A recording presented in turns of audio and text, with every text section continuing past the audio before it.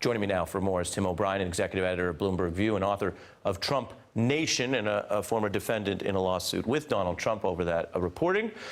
Christina Greer is an associate professor of political science at Fordham University, and James Peterson, an MSNBC contributor and director of Africana Studies at Lehigh University and the host of WHYY's Remix podcast. Christina, it's not often we get that Friday night statement that at least reflects the awareness of a problem with suggesting you can't question a general, but does not, as I point out, deal with it. Well, in this particular case, we've now seen General Kelly dragged down to the level of Donald Trump. And unfortunately, this particular administration does not respect women. They definitely don't respect women of color. We see that he, keeps calling Representative Wilson that congresswoman. He's called the widow of Sergeant Johnson just the widow or the wife. Her name is Myeshia Johnson. We know we've had Donald Trump talk about Susan Rice, about Maxine Waters, about Jemele Hill, about the Gold Star families. I mean, he clearly has an issue where whenever he's in attack mode or whenever he's, sort of wrong or lies, he just goes into attack mode. And unfortunately, the people around him don't actually encourage him to ever tell the truth. They double down, and we've seen time after time after time the people around him begin to lie as well. And that goes for General Kelly. And so now we have Sanders, we've got Kelly, and Trump all lying all week long and just really disgracing the office of the presidency and a congresswoman who's been a public servant since 1998. I mean, something that Donald Trump has never done.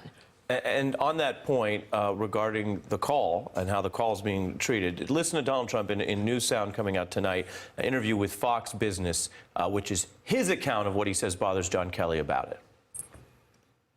He was so offended because he was in the room when I made the call, and so were other people.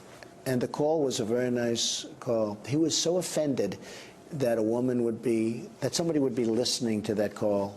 He actually couldn't believe it. Actually, he said to me, "Sir, this not acceptable.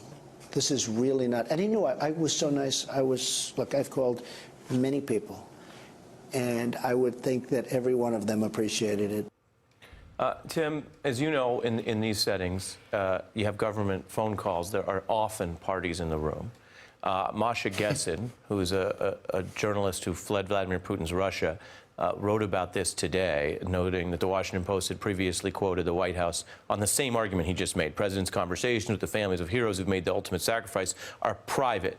And the statement, she writes, contains a classic Trumpian reversal, the president claiming for himself the right to privacy that belonged to his interlocutor. But Myeshia Johnson apparently voluntarily shared her conversation with the mother-in-law and Congressman Frederica Wilson by putting the president on speakerphone. If the call is for her as a Gold Star widow, and she happens to be with those people, they didn't plan to catch the Trump call, but they were together, and she chose to share it, and we are in that opening grief period. Where does the United States government get off saying the privacy is one way? Well, I mean, I don't think this is a new phenomenon with the Trump administration. I think they conveniently define interactions with the Congress, with people in their own White House, with the public on whatever terms suits them vis-a-vis the president, defining narratives that make him look good in any situation where he looks bad. And I think in this particular situation, they've already said that they had a number of people in the West Wing who were listening in on the call. That's not a private call. It's not a one-on-one. It's just de facto, it's not a private call from the very beginning. I think the secondary thing that's happened here is that they've put John Kelly in harm's way. I think that... But he's an adult. He's an adult. They've had a series of very inept spokespeople. I think they put his capital on the line. He's put his own capital on the line to go out there, and I think he's blown a lot of that in this week. He really, walking, I think, in Arlington Cemetery, no one is going to give him any shade about what it means to be a member of the military and make that sacrifice. But I think you can only play that card once or twice before it starts to lose some of its traction. And he put that out there in the service of a president who's been dissembling. And I think one of the phenomena in this White House is anybody who goes out and speaks with the president looks like they're on a hostage video. And you get this sense that somewhere back in the Oval Office, some of their children are being held back unless they do exactly what the president wants them to do. James, go ahead. Yeah, I mean, there's so much that's wrong with this. And I also want to be clear, along with my panelists here, that there is a distinction to be made between General Kelly and Chief of Staff Kelly. As Chief of Staff Kelly, he's making a political intervention this week that unfortunately besmirches his record as a general. And at the end of the day, when we think about the sensitivity around these issues, we have to also include interpretation and the sense of tone, right? So let's just say this is a tone thing. Maybe the words sounded a certain way to Chief of Staff Kelly and to President Trump on their end, but the tone had different implications for the family members and for the widow, Mrs. Johnson. While they were listening to it, they have the right to interpret the tone of the president, and their interpretation of it is that it was disrespectful, that it was harsh. Now, given the discursive track record of this president, I think we'd have to say that him being tone deaf, him being insensitive, him being rude, or him being insulting is not something that's out of his bailiwick as the president of the United States. And so I think if we just look at it on his face, you know, the real response that should have come out of this White House, that should have come out of Press Secretary Sanders was, hey, maybe we got it wrong, right? If everyone's saying how sensitive this is and how precious this is, and again, I come from a military family, Ari, I hate that we're discussing these things on political news shows. It doesn't make a lot of sense to me. But it was politicized by this administration, and their inability to acknowledge a different interpretation, to acknowledge the fact that this president has shown himself to be tone deaf over the long course of his time as president of the United States, and unable to in that moment say, hey, maybe we got it wrong. Let's apologize to this family. This family is in pain. Do you understand the pain that this family is in right now? Like, can we acknowledge that? Can we acknowledge the fact that this family still, just like this family doesn't have any answers about what happened in Niger? They don't know why David was left behind. And let's speak to Congressman Wilson just for a moment, because I've met her once or twice at CBC events over the course of the years. She's an extremely credible representative of her district. She has the kind of authenticity that this president does not have nationally.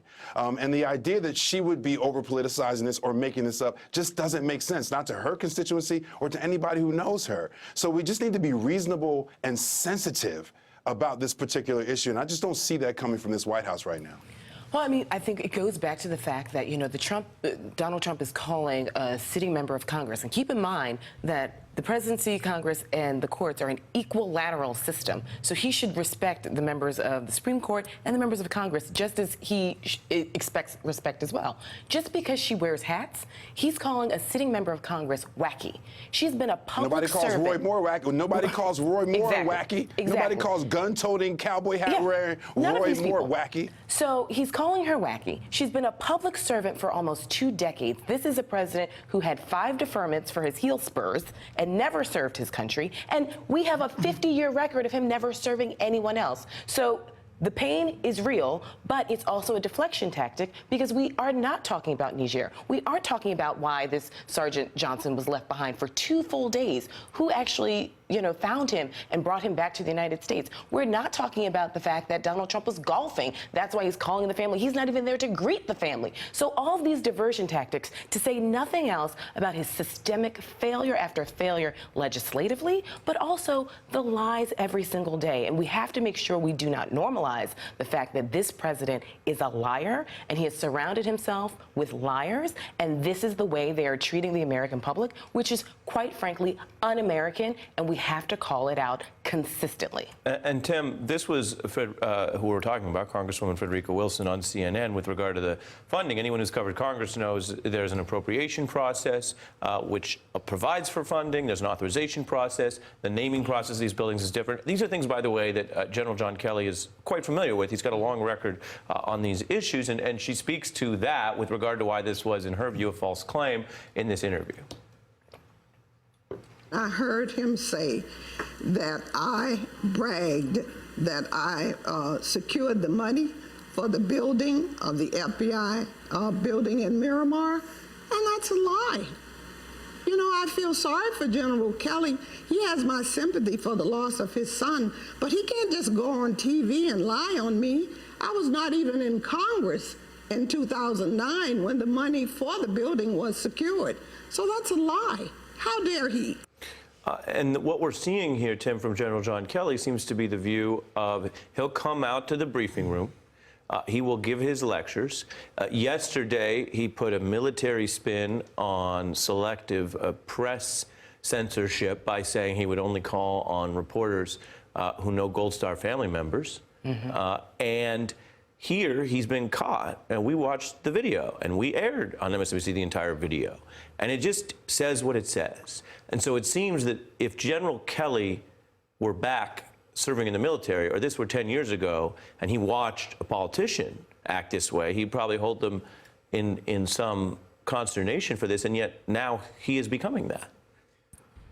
Well, I think it's emblematic beyond just the disaster of this week is this complete lack of adult discipline in this White House. Even when you insert someone like Kelly in there, why didn't they get their ducks lined up on making sure they had it right about all of the events in Florida, about all of the communications with the family, and then at least get on the same page with each other? But what's happening is we've got a president who creates these outrageous fires day in and day out, whether it's on race, whether it's on the tax bill, whether it's on immigration. They're on huge issues, and then he has to send someone out there to clean up the mess. Right. And they don't have any process around it, an adult process for managing this. And then they just dig themselves in further, and it sort of sucks everything into it. It's as if the West Wing right now is just a giant pit of quicksand.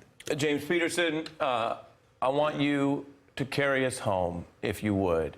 Give us where we go from here if we want to respect our military and also make sure that as a society, citizens, journalists, and the rest, we maintain the tradition of civilian control and not give in, not an inch, not a foot, not a mile, because how it starts doesn't tell you how it ends, that we don't give in at all to what we're being told by the government tonight, which is more or less generals are different and better than other people and won't be questioned, which is certainly not the oath that they take.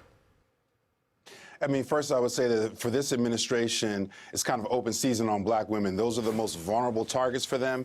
And I think for their followers, those are the most successful targets for them. And so I think we should just look at who they've attacked and how they've attacked folks and what they've talked about and understand that piece. But the narrative around the Trump administration, Ari, has been that these generals are going to balance him out. They're going to serve as his moral core. They're going to protect this nation. They're going to keep everything intact. The fact that Chief of Staff Kelly made a political intervention that was not accurate based upon the facts of the situation suggests to us that basically that narrative is null and void. These generals in this administration have succumbed to Trumpism, and the only way out of it is for us to be vigilant and understand our rights as American citizens. James Peterson, thank you very much. Hey there, I'm Chris Hayes from MSNBC. Thanks for watching MSNBC on YouTube. If you want to keep up to date with the videos we're putting out, you can click subscribe just below me, or click over on this list to see lots of other great videos.